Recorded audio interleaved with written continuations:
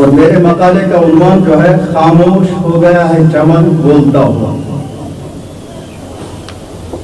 مورخ دو ربیع ثانی 1443 ہجری بمطابق 12 نومبر 2021 عیسوی مختصراً بعد نماز جمعہ اچانک اطلاع موصول ہوئی کہ جموں و کشمیر کے عظیم روحانی شخصیت پیر طریقت محبوب العلماء امیر تبلیغ ضلع کپوارہ حضرت الحاج پیر شمس الدین صاحب مولوی 91 برس کی عمر میں اس داری فانی کو خیر باد کہہ کر عالم آخرت کی طرف منتقل ہو گئے۔ انا للہ و انا الیہ راجعون۔ حضرت پیر صاحب مرحوم کی پیدائش جو 2 صفر المظفر 1352 ہجری کے مطابق 27 مئی 1933 عیسوی بروز جمعرات بوقت صبح ہوئی ہے، جس کے ساتھ ایک تاریخی واقعہ بھی وابستہ ہے۔ وہ یہ کہ اسی دن امام الہند محدث جلیل حضرت علامہ انور شاہ صاحب کشمیری رحمۃ اللہ علیہ کی وفات بھی ہوئی ہے، اور یہ دونوں عظیم شخصیتیں ایک ہی علاقے وادی لولاب سے تعلق رکھتے تھے۔ حضرت پیر صاحب کا خاندانی سلسلہ بھی بہت ہی عظیم تھا، جو علامہ انور شاہ کشمیری رحمۃ اللہ علیہ کے نسب سے ہوتے ہوئے امام اعظم ابو حنیفہ علیہ الرحمہ کے نسب سے جا کر ملتا ہے۔ حضرت پیر صاحب کی وفات نہیں کوئی نئی بات اور کوئی غیر متوقع حادثہ ہے، بلکہ سب کچھ نظام قدرت کے تحت ہونا ہی تھا، مگر دلوں کی دنیا اور یادوں کی بستی سے اس مرد قلندر اور مرد خدا کا نقش جمیل مٹ جانا ممکن نہیں۔ بقول شاعر جن کی خوشبو سے معطر تھا چمن، ہاں وہی رخصت بہاریں ہو گئی۔ حضرت پیر صاحب یقیناً باقیات الصالحات میں سے تھے۔ ان کی دردمندی دل اور ہوش مندی فکر کو کون بنا سکتا ہے؟ حضرت پیر صاحب جموں و کشمیر میں دعوت تبلیغ کے بنیادی اراکین میں سے تھے، جنہوں نے بہت ہی مشکل حالات میں دعوت تبلیغ کے اس مقدس مشن کو گھر گھر پہنچایا۔ اس دوران حوادث زمانہ اور بڑی بڑی مشکلیں ان کے پائے ارتباط کو زیادہ مستقیم سے نہ ہٹا سکی۔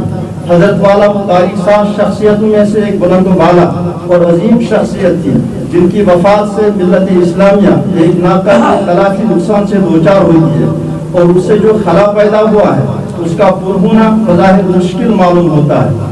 آپ کا وجود امت کے لیے باعث خیر و برکت تھا۔ آپ کے جانے سے امت ایک عظیم مربی، داعی اور بہترین مصلح اور پیر طریقت سے محروم ہو گئی، بلکہ اس میں کوئی دو رائے نہیں ہے کہ حضرت پیر صاحب وہ مشعل ہدایت تھے جن سے ملت اسلامیہ کو روشنی ملی اور امت مسلمہ کو سہارا ملا۔ رونق بزم تھی وابستہ تمہارے دم سے، تم ہوں گے تو بہت یاد کرے گی دنیا۔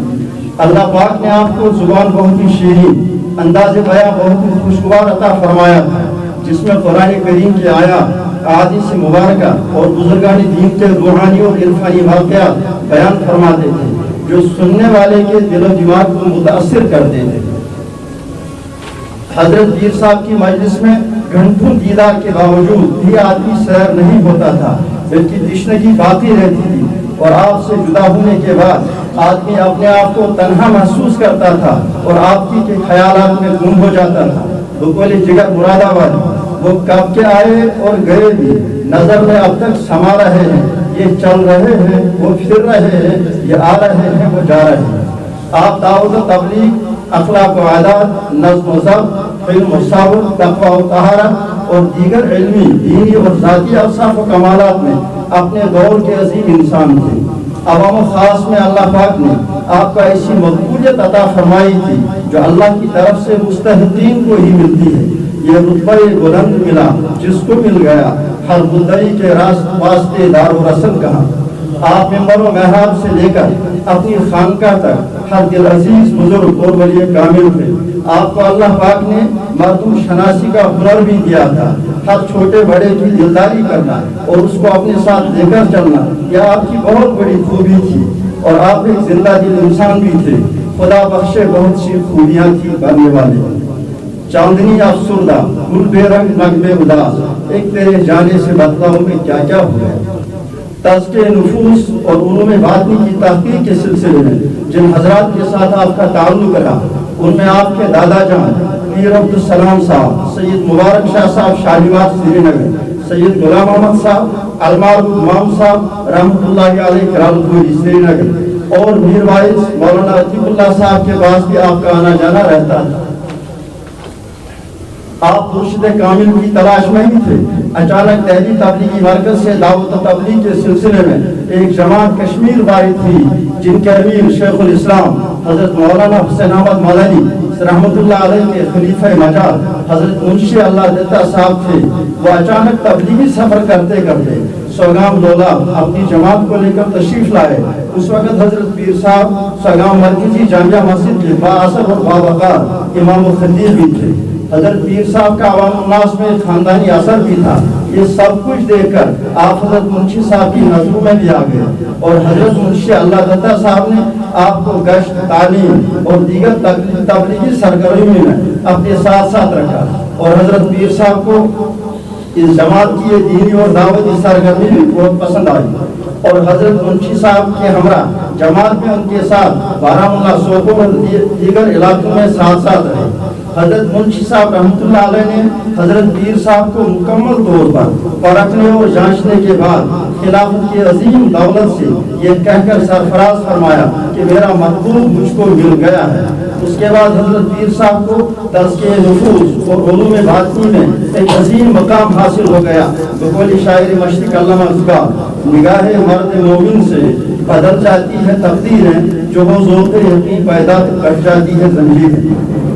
اس کے بعد آپ عالم اسلام کی عظیم شخصیت حضرت مولانا شیخ زکریا صاحب رحمۃ اللہ علیہ کی خدمت میں بھی حاضری دیتے رہے اور ان کے بھی معتمد بنے، اور ان کی خانقاہ میں کئی اعتکاف کر کے ان سے بھی روحانی فیض حاصل کیا۔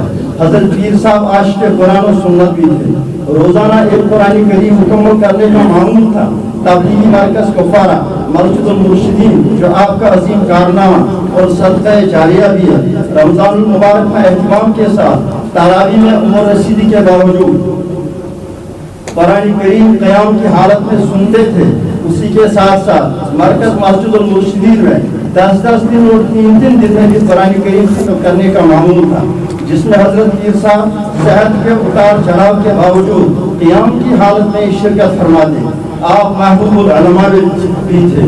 علماء و صلحاء کا آپ سے والہانہ عقیدت و تعلق تھا۔ جموں کشمیر یا باہر کے علماء کرام و صلحاء نظام جب بھی مدارس کے جلسوں یا دعوت و تبلیغ کے حوالے سے تشریف لاتے، آتے جاتے وہ ضرور آپ سے ملاقات فرما کر حضرت پیر صاحب سے دعائیں لے کر خود کو محفوظ اور مطمئن محسوس کرتے۔ میرا بھی حضرت پیر صاحب سے رابطہ و تعلق 1999 سے ہے، جب میں دیوبند سے فارغ ہو کر آیا تھا۔ حضرت پیر صاحب اس وقت ضلع کپواڑہ کے امیر تبلیغ اور مرکزی دارالعلوم دیوبند کپواڑہ کے بانی مسافرست اعلیٰ بھی تھے۔ دارالعلوم دیوبند جہاں اس وقت درس و تدریس کا عملہ موجود تھا۔ البتہ حضرت پیر صاحب کو اس ادارے کے لیے معتمد کی تلاش تھی، جس کا تذکرہ حضرت پیر صاحب نے اس وقت کے معروف بزرگ علماء کرام حضرت مولانا عبد الرحمن آزاد صاحب اور حضرت شہید ملت مفتی جمال صاحب سے فرمایا تھا۔ یہ دونوں حضرات بھی حضرت پیر صاحب سے والہانہ عقیدت و محبت رکھتے ہیں۔ ان دونوں حضرات کی تائید سے حضرت مولانا مرحوم آزاد صاحب نے اپنا خط تحریر فرما کر مجھے حضرت پیر صاحب کی خدمت میں روانہ فرمایا۔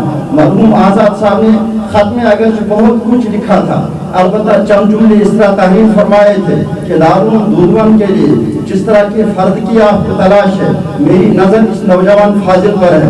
بدل نہیں، انشاءاللہ نعم البدل ثابت ہوگا۔ آپ بھی اپنی نور بصیرت سے ان کو دیکھ لیں۔ میں یہ خط لے کر مرکزی جامعہ مسجد کپواڑہ، جو اس وقت دعوت تبلیغ کا مرکز تھا، حضرت پیر صاحب کی خدمت میں لے کر حاضر ہوا۔ چونکہ میں عمر کے لحاظ سے کسی حد تک چھوٹا ہی تھا اور دارالعلوم دیوبند میں موجود عملہ بزرگوں کا تھا، یعنی حضرت مولانا اقبال صاحب تھے، مولانا امین صاحب تھے، قاری محمد علی صاحب تھے، اور حضرت پیر صاحب ایک طرف تو خط کا مطالعہ فرما رہے تھے اور دوسری طرف مجھے بھی دیکھ رہے تھے۔ بلاخر حضرت پیر صاحب مجھے سوگام لولا مرکزی جامعہ مسجد میں اپنے ساتھ لے گئے، جہاں حضرت پیر صاحب آستو خطابت کا فریضہ انجام دیتے تھے۔ حضرت پیر صاحب نے وہاں مجھ سے جمعے کے موقع پر بیان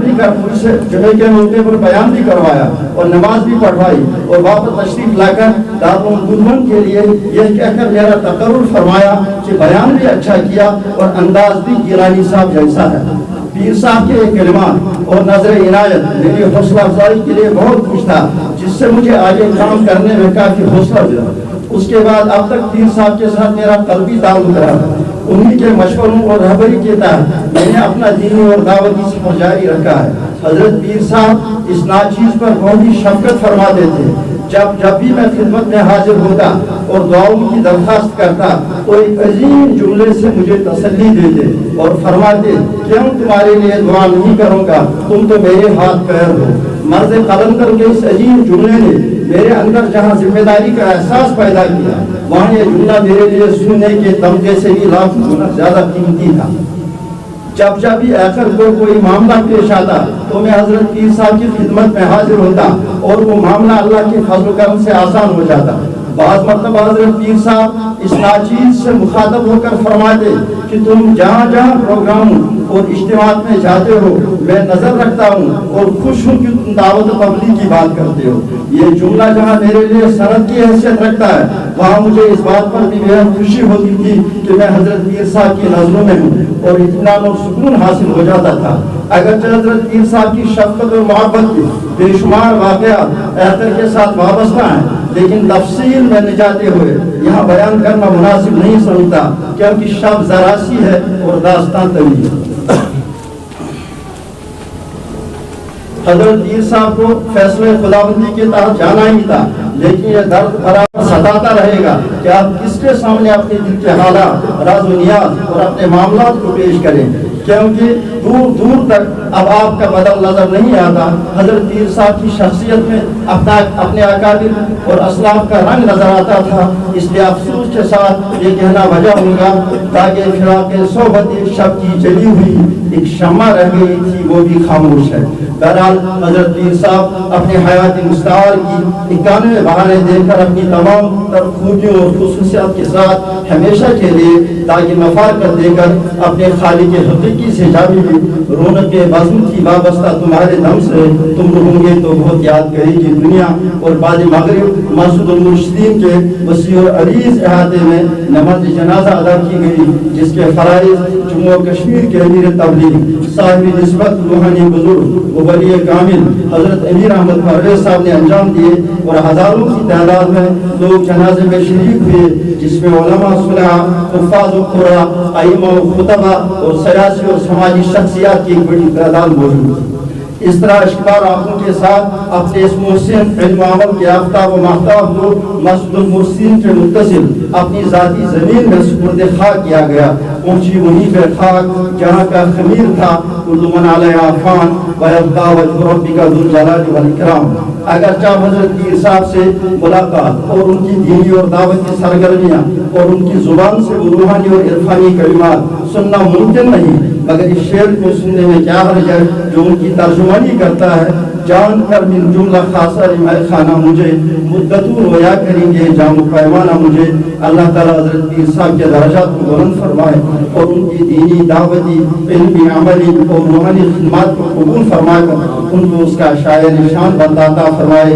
गफरल्लाहु लहू व रफ़अ दरजातहु आमीन या रब्बल आलमीन। आसमान की लहद पर शबनम उफशानी करे, सब्ज़े नबिस्ता इस घर की निगहबानी करे। वस्सलाम।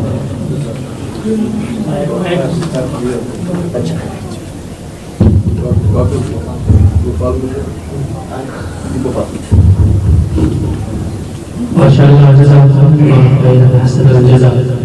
मैं बहुत अदब व एहतराम के साथ अपने बड़ों से दरख्वास्त करता हूँ कि वक्त बहुत करीब है, लिहाजा वक्त को पेश